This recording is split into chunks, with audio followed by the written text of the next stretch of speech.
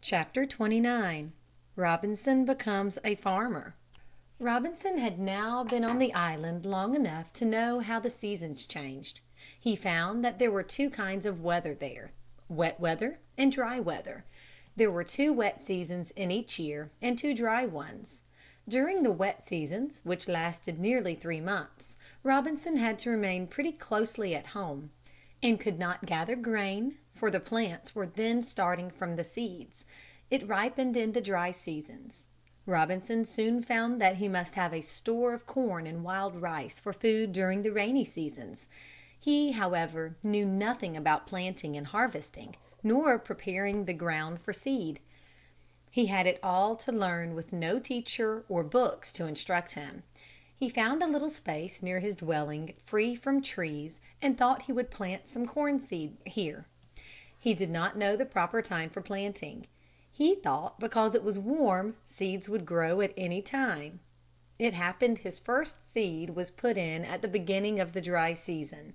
He watched and waited to rejoice his eyes with the bright green of a sprouting corn, but the seed did not grow. There was no rain, and the sun's heat parched the land till it was dry and hard on the upland where his corn was planted. "Very well," thought Robinson, "I will plant it at the beginning of the wet season, either in March or September." He did so. The seed quickly sprouted up, but the weeds, shrubs, and vines sprouted as quickly, and before Robinson was aware, his corn was overgrown and choked out by a rank growth of weeds and vines.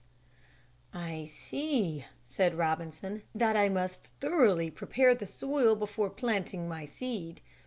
But he had no spade and no other tool that would stand the strain of digging among tough matted roots. But he must succeed. He put a new handle in the stone hoe, or pick, he had already made. His mussel shell spade was worn out. He must set himself to fashion out another. He decided to make one from the tough, heavy wood of a tree that grew plentifully in the forest. He was lucky enough to find a tree of this kind, whose bole had been split lengthwise by the falling of an old rotten tree near it. With his stone tools and the help of fire, he managed after several days' work to make a wide, sharpened tool out of one of the large pieces split off. It was a little over 3 feet long. He had trimmed one end small and cut notches in the sides about 1 foot from the flat end. He could place his foot in the notch and thrust his wooden spade into the earth. With his rude tool he dug up and turned the soil of a small space of ground several times to kill the vines and weeds. His corn quickly sprouted after this attempt and outstripped the weeds and vines which Robinson constantly had to hold in check by pulling and hoeing.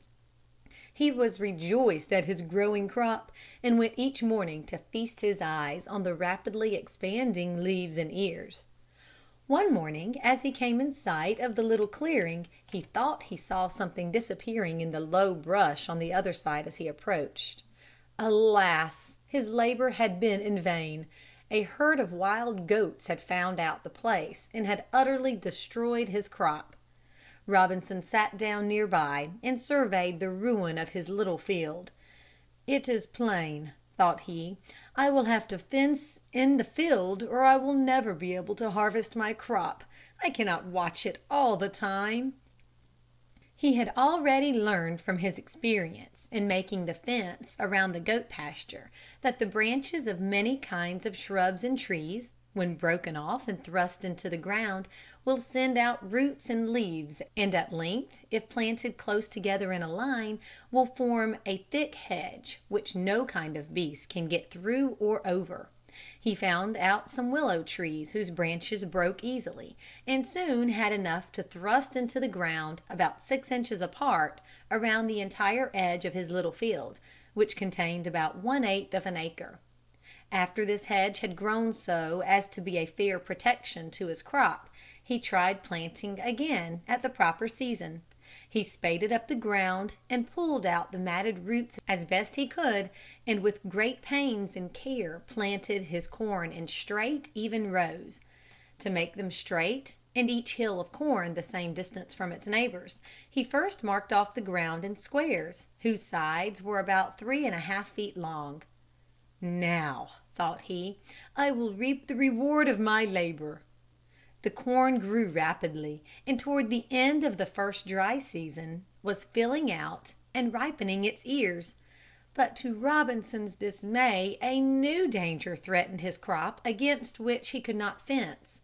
He was in despair. The birds were fast eating and destroying his partially ripened corn. He could not husk it yet. It was not ripe enough.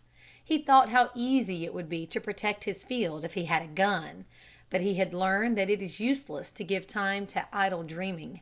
He must do something, and that quick.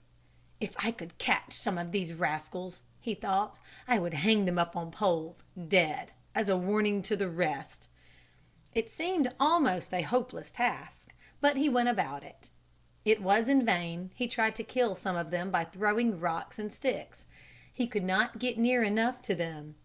At length he laid snares and succeeded in snaring 3 birds. He had learned to weave a pliable, strong thong out of cocoa and other fiber that he was now acquainted with. The birds thus caught he fastened on broken branches of trees, which he stuck into the earth in different parts of his field. The birds heeded the warning and visited his cornfield no more that season. At the end of the season he gathered or husked his corn, and after it was thoroughly dry he shelled it from the cob with his hands. He used his baskets in which to carry his husked ears from the field to his cave, and in which to store it when shelled. He found that the ears were larger and better filled and plumper than when the plants grew wild. He selected the largest and best filled ears for his seed the next time. In this way his new crop of corn was always better in kind and yielded more than the old one. At first he grew 2 crops a year, but by experimenting he found out about how much he needed for his own use and planted once a year enough to give him a liberal supply. He observed that the wild rice grew in swampy lands, so that he did not make the mistake of trying to raise it upon the upland where the corn grew best. He saw at once that the planting of rice on low, marshy, or wet land was beyond his present strength and tools. "Sometime in the future," he thought, "I may try it." Robinson also found wild grapes in abundance. These he dried by hanging them on the branches of trees. He thus had a store of raisins for each rainy season. Chapter 29. Robinson becomes a farmer.